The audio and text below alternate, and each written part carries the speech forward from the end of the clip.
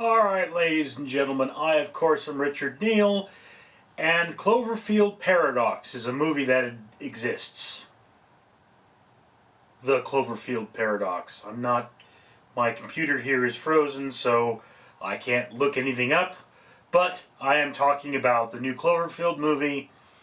It was announced during the Super Bowl that this movie would be on Netflix. My Netflix actually expires today because when YouTube demonetized, I was so angry that I canceled it. So I had to watch this movie immediately rather than lose the ability to watch it in the future. Yes. So here's the thing. I don't think this started as a Cloverfield movie.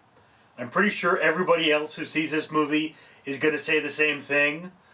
The point here is that there's a space station with a particle accelerator or some super gadget that's going to create electricity. And the world is going to war because they don't have enough electricity. Seems a little silly. And when they make the thing work, malfunctions and sends them to another similar universe. Yeah. And the whole time they're trying to get back to our universe. That's the point.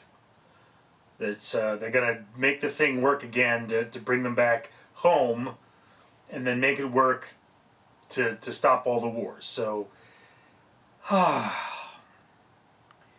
and somewhere Cloverfield got spliced in there. See, originally I think this thing was called the Shepherd's Paradox, and they made it the Cloverfield Paradox to tie it into Cloverfield. And there are a couple of times they call it the Cloverfield Station, but most of the movie they're calling it the Shepherd.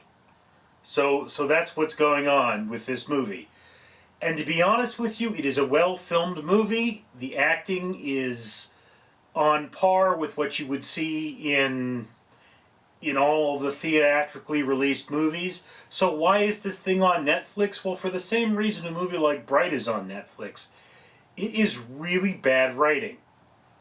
And I mean, if you're the kind of person who wants to sit down, watch an action movie, this is an action movie.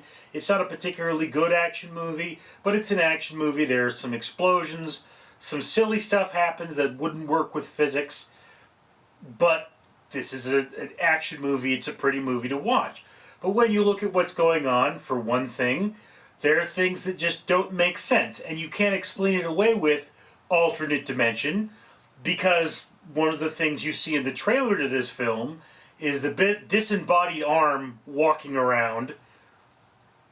And it's like, okay, yes. So the arm is still attached to the dude in the other dimension. Is that what's happening? Because why does that happen? It doesn't make sense. It's not, reality isn't cracked. You're not seeing things come out of nowhere and be there and exist. It's just you're in another dimension. You should be back to normal. And then there are files on the station that shouldn't be there, communications that shouldn't be there, because they're the station from one dimension in another dimension, but they've got the files from the other dimension. So again, why this happened, we don't know. So here is the thing, is that the Cloverfield Paradox movie, is it a bad movie? No, it's a poorly written movie. Everything else with this movie is okay. But the whole Cloverfield thing is kind of spliced in there. It doesn't work. It doesn't make this a better movie. I think this would have been a better movie if it were not connected to Cloverfield. And then it's like, yes, there are some things that are Cloverfieldy, but it really does feel like they were added as an after effect. Anyway, that's my opinion. I'd love to hear yours down in the comments below. I am Richard Leland Neal.